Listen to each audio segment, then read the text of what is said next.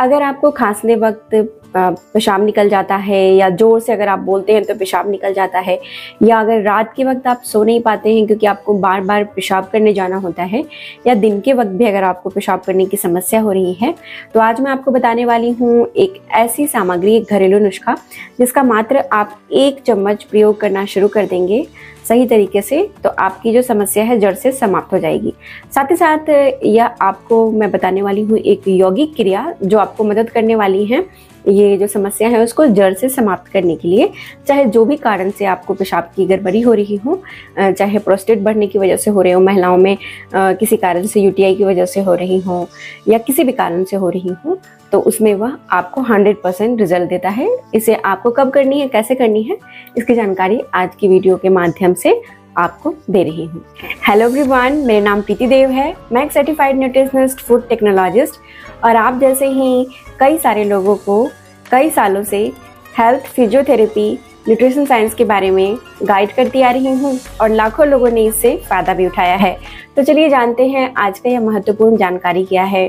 सबसे पहले ये फ्रीक्वेंट यूरिनेशन क्यों होता है, जिसकी वजह से हम रात को ठीक से सो नहीं पाते हैं, या अगर दिन में यह समस्या हो रही हो तो कई सारी तकलीफ़ें आने लगती हैं।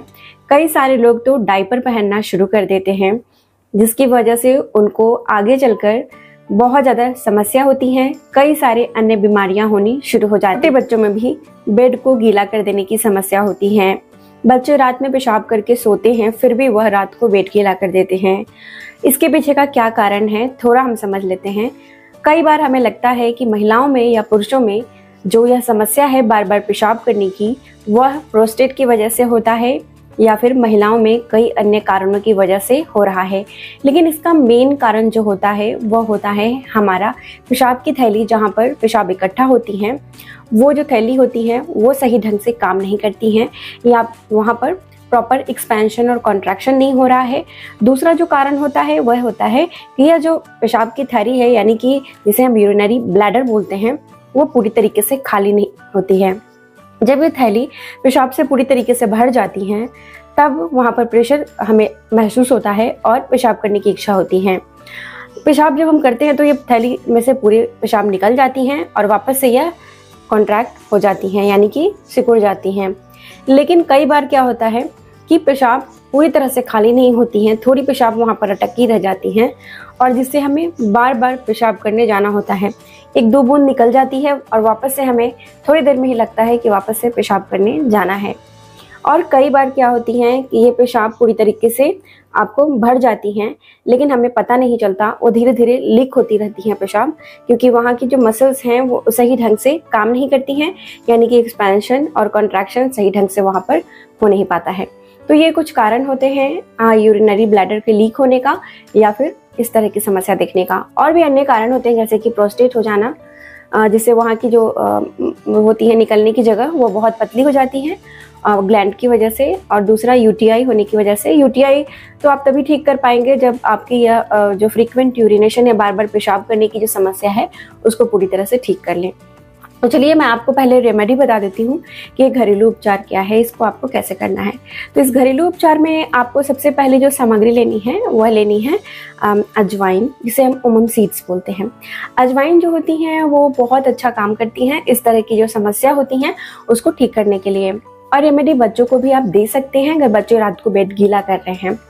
आपको क्या करनी है कि आपको 10 ग्राम अजवाइन ले लेनी है, और इसके साथ दूसरी जो एक और सामग्री आपको बता रही हूँ वो लेनी है आपको काली वाली तिल।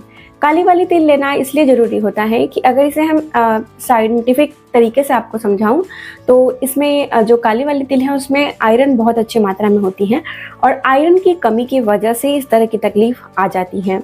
तो इसलिए काला वाला जो तिल है वो बहुत फ़ायदेमंद होता है जो भी लोगों को यह समस्या हो रही है उनके लिए। उनके शरीर को मजबूती देता है, मांसपेशियों को मजबूती देता है, और वहाँ पर खून की कमी भी नहीं होने देता है। तो आपको काला वाला तिल लेना है। काला वाला तिल भी आप 10 ग्राम के बराबर ले सकते हैं। और उसके बाद एक और सामग्री आपको लेनी है, वह लेनी है गुड़। गुड़ लेने वक्त जिसे हम जैगरी बोलते हैं, आपको ध्यान रखना है कि जो गुड़ आप ले रहे हैं वो गुड़ जो है वो बिल्कुल काले रंग की जो आती हैं, जो हल्के गहरे रंग की आती है, वो वाली गुड़ लेनी है। वो गुड़ आपको अच्छा काम करती हैं। गुड़ कितना लेना है? तो गुड़ आपको 5 ग्राम लेना है। गुड़ को अलग रखिए और आपको काले वाले तिल यानी कि ब्लैक सिसम सीड और ओमम सीड्स यानी कि जिसे हम कैरम सीड्स भी बोलते हैं यानी कि अजवाइन, दोनों को आपको हल्का सौटे कर लेना है, ड्राई इसको भून लेना है और उसके बाद ठंडा करके इसका एक पाउडर बना के, चूर्ण बना के डब्बे में रख लेना है। अब आपको इसे लेना कब है ये जानना बहुत आवश्यक है। इसे एक चीज़ के साथ लेनी है, वो मैं बताती हूँ आपको। ये क्या करनी है आपको कि आप इसमें से जो चूर्ण आपने बनाया 1 चम्मच चूर्ण अपने हाथ में रख लीजिए और उसके बाद इसमें जो गुड़ है यानी कि जैगरी है, जैगरी में से थोड़ा सा 2-3 ग्राम आपको रख लेना है और उसके बाद इसे मिलाकर और फाँक कर खा लेनी है। जो लोगों को डायबिटीज़ की समस्या है वो जगरी का इस्तेमाल यानी गुड़ का इस्तेमाल नहीं करेंगे। कई बार ये डायबिटीज़ की वजह से भी ये तकलीफ हो जाती है, तो इसीलिए जो लोगों में डायबिटीज़ है यानी चीनी की बीमारी है तो वो लोग पहले अपने शुगर को कंट्रोल करने के लिए उसके लिए उपाय करना शुरू करिए। आप मेथी दाना भिगो के खाइए, मेथी को अंकुरित करके खाइए, ये आपको मदद करेगा। और साथ में आप ये चूर्ण भी ले सकते हैं, लेकिन आपको मीठा कुछ नहीं मिलाना है। अब हम चलते हैं कि दूसरा उपाय हमें क्या करना है। उससे पहले हम जान लेते हैं कि ये जो चूर्ण है हमें कब लेनी चाहिए। ये चूर्ण आपको क्या करना है कि सुबह जो मैं क्रिया आपको बता रही हूँ अभी, वो क्रिया करने के बाद आपको इसे खा लेनी है, पानी पीने के बाद। और इसके बाद आप इसे जब चूर्ण ले लेंगे तो आधा घंटे के बाद आप अपना नाश्ता कर सकते हैं। अब चलते हैं दूसरा जो आपको खानी है, वो दिन में आपको कब खानी है वो जानना आवश्यक है। वो है सूखा हुआ ड्राई डेट्स, जिसे हम बोलते हैं छुहारा। छुहारा बहुत फ़ायदेमंद होता है, पेशाब की तकलीफ को दूर करता है और इस तरह की समस्या में वो बहुत हेल्पफुल होता है। तो आपको सूखा हुआ छुहारा लेना है। छुहारा को आप 7 दिन तक लगातार लीजिए, पानी में भिगो दीजिए। एक छुहारा जो कम उम्र के लोग हैं जैसे कि बच्चे हैं अगर, तो 1 छुहारा उनके लिए काफ़ी है, और युवा हैं, बुजुर्ग हैं तो 2 छुहारा ले सकते हैं। इसे क्या करना है, पानी में भिगोना है, या तो पीस कर खाइए या फिर इसी तरह से चबा चबा कर आप इसे खा सकते हैं। लोग इसे शाम के वक्त खाइए, शाम के वक्त खाने से बहुत फ़ायदा करती हैं, तो मैं रिकमेंड करूँगी कि शाम के वक्त इसे खाइए। आप चलते हैं, हम जान लेते हैं कि ये कौन सी यौगिक क्रिया है जिसे हमें करनी है पेशाब के जो ब्लैडर की क्षमता है उसको बढ़ाने के लिए, जिससे वो पेशाब लीक ना हो और खरे खरे खांसते हुए पेशाब ना हो जाए। बहुत बार उम्र बढ़ने के कारण ये हो जाती है तकलीफ़, या कई बार माँ बनने के बाद भी ये तकलीफ़ देखने को मिलती है। तो ये यौगिक क्रिया आपको कैसे करनी है, कब करना है, तो चलिए इसके बारे में जानकारी लेते हैं। अगर आपको मेरे बताए गए जो इन्फॉर्मेशन है अच्छे लगते हैं, यूज़फुल लगते हैं, इससे आपको फ़ायदा मिल रहा है तो इसे लाइक ज़रूर से करिएगा। आपके एक लाइक कर देने से मुझे काफ़ी मोटिवेशन मिलता है। और चैनल पर अगर नए आए हैं तो सब्सक्राइब करिएगा इस तरह की साइंटिफिक बेस्ड, रिसर्च बेस्ड जानकारी के लिए, जिससे आपको हमेशा जानकारी मिलती रहे। इसलिए ऑल लिखा होगा वहाँ पे, ऑल जरूर दबाइए, सब्सक्राइब करिए और इसे शेयर भी करना बिल्कुल नहीं भूलिए। तो चलिए वीडियो को शुरू करते हैं। आप सुबह जब सोकर उठेंगे तब आपको कर लेना है। इसे कैसे करना है, तो इस क्रिया को करने के लिए आपको इस तरीके से पीछे टेक लगाकर बैठ जानी है। अब अपने पैर को, टांग को इस तरीके से मोड़ेंगे। मैं आपको ये क्रिया बता रही हूँ, आपको 2-3 क्रिया बताऊंगी, जो भी आपको सही लगता है। आपके जैसे कमर में दर्द है, घुटने में दर्द है, तो उसको ध्यान में रखते हुए आप कर सकते हैं। देखिए इस तरीके से हमें दोनों ही टांगों को बंद करना है, यानी कि पद्मासन, पैरों से हमें प्रणाम करनी है। जैसे हम हाथ जोड़कर प्रणाम करते हैं उस प्रकार से हमें पैर यहाँ पर दोनों को, टांगों को जोड़ना है। अब यह फायदा तब करती है जो ये जो टांग हमने जोड़ी है वो बिल्कुल हम अंदर की तरफ इस तरीके से, ये जितना अंदर, ये जितना नज़दीक आ पाए हमारे पेल्विक एरिया से, यहाँ की जो एरिया होती है उसे पेल्विक एरिया बोलते हैं, तो ये जितनी अंदर की तरफ मुड़ सकती हैं और इस तरीके से हमें इसे पकड़ना है, उतना ज़्यादा ये फ़ायदा करता है और उतने जल्दी ये आपको असर दिखाता है। लेकिन कई सारे लोगों में घुटने की समस्या होती है और कमर दर्द की, तो इसीलिए आपके जहाँ तक ये ऐसे आपके जोड़ रही हैं, जोड़ लेना है। मान लीजिए पैर इतने ही आपके मुड़ रही है, कोई दिक्कत नहीं है, आप यहाँ तक इसे मोड़े। धीरे धीरे प्रयास करते करते ये आपको पूरी अच्छे तरीके से नज़दीक आ जाएगी। और ये अगर नीचे नहीं आपकी जा रही है, ठीक है, ये इतने ही है ऊपर, इसे ही ऐसे ही आप मोड़ पा रहे हैं, तो भी कोई प्रॉब्लम नहीं है, आप इसे कर सकते हैं।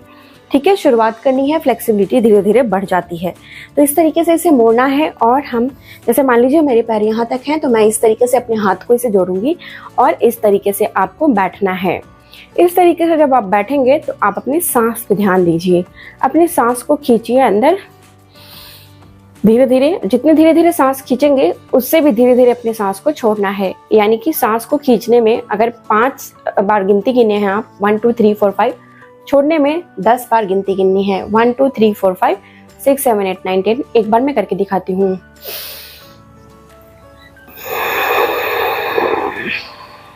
धीरे धीरे सांस को छोड़ना है। इसी तरीके से आपको बैठे रहना है। कम से कम आपको कितने देर तक बैठना है, तो 20 सेकेंड तक। मन में 20 बार गिनती गिन लीजिए 20 सेकेंड तक, या घड़ी सामने लगी है तो 20 सेकेंड देख लीजिए 20 सेकेंड्स के लिए, और इस तरीके से आपको बैठ जाना है। यह बहुत फायदेमंद क्रिया होती है। जिनको भी यूरिनरी रिलेटेड कोई भी प्रॉब्लम है, पेशाब ज़्यादा आ रही हो, कम आ रही हो, सभी में आपको फायदा करेगी। दूसरा उपाय में आपको क्या करना है, इस तरीके से अपनी टांग को इस तरीके से खोल लेना है और टांग को ये सीधा रखिए और यहाँ पे इस तरीके से बैठ जाना है। जो लोगों को भी घुटने में दर्द रहती है वो लोग अपना यहाँ पर इस तरीके से एक तकिया लगा ले और उसके बाद बैठ जाए। ये दोनों टांगों में आपकी दूरी होनी चाहिए। ये दूरी बना के आपको बैठ जाना है। अब हाथ पे ध्यान रखिए, हाथ को हम ऐसे मोड़ेंगे और यहाँ पे लगा देंगे। ये दूसरी क्रिया मैं आपको बता रही हूँ। अगर आपने कोई घड़ी वगैरह पहन रखा है तो उसको खोलकर हटा देंगे। इस तरीके से हम यहाँ पे हाथ रखेंगे अंदर की तरफ, ध्यान से देखिए, और इस तरीके से हमें बैठ जाना है। शरीर को कष्ट नहीं देना है, जितना आप बैठ सकते हैं उससे बैठे। और ध्यान से देखिए मैं कैसे कर रही हूँ। अपने मुंह को खोल लेना है और अपनी जीभ को बाहर निकालना है और अपने अंदर से सांस को बाहर छोड़ते हुए मुंह से और एक आवाज लगानी है। इसे हम जैसे शेर गरजते हैं ना, आवाज निकालते हैं, उस तरीके से हमें शेर की तरह आवाज निकालनी है। चलिए मैं करके दिखाती हूँ।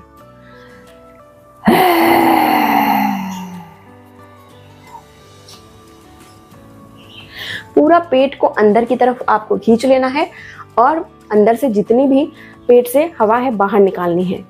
चलिए मैं एक बार और करके दिखाती हूँ। सांस लीजिए अच्छे से, खींचिए नाक से।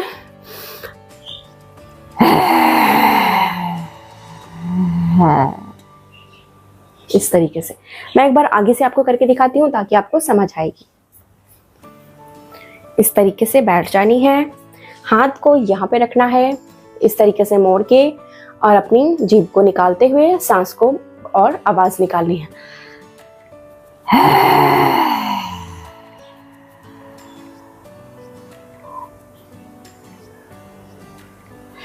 ये क्रिया को आपको कितनी बार करनी है, तो ये क्रिया आप कम से कम 10 बार करेंगे, यानी कि 10 काउंट्स करेंगे। ये हमारे पेल्विक एरिया के लिए काफ़ी अच्छा होता है, पेल्विक को मजबूत बनाता है।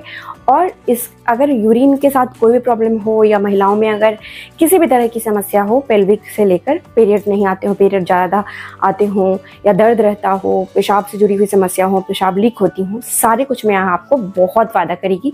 रोज़ करना इसे शुरू कर दीजिए। अब मैं बताती हूँ उनके लिए जो लोग ये सारी क्रियाएं नहीं कर पाएंगे घुटने दर्द और कमर दर्द की वजह से, तो आपके लिए एक उपाय बताती हूँ। आपको क्या करना है, इस तरीके से बैठ जानी है और अपने पैर को आपको जैसे भी कंफर्टेबल हो वैसे करके आपको बैठ जानी है। कमर को सीधा रखना है और जब सांस खींचें आप अपनी, तो यहाँ की जो पेल्विक एरिया है उसको अंदर की तरफ खींचना है। चलिए, और जब छोड़ेंगे तो छोड़ देना है, यानी कॉन्ट्रैक्ट और रिलीज। चलिए शुरू करते हैं। अंदर की तरफ यहाँ पे एकदम खींचिए, बंद करिए, अपने संकुचित करिए अपने एरिया को, प्राइवेट पार्ट को बंद करिए और सांस को धीरे धीरे छोड़ते हुए खोल दीजिए।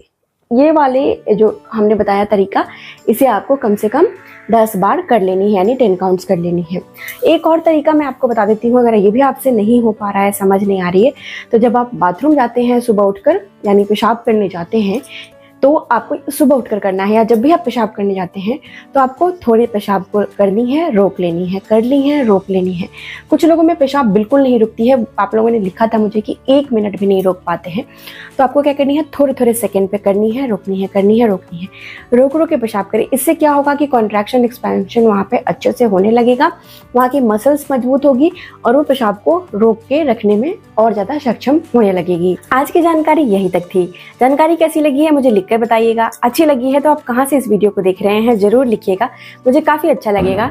तब तक अपना ख्याल रखिए, सबसे ज़्यादा जरूरी मुस्कुराना नहीं भूलिए, मुस्कुराते रहिए। शुक्रिया।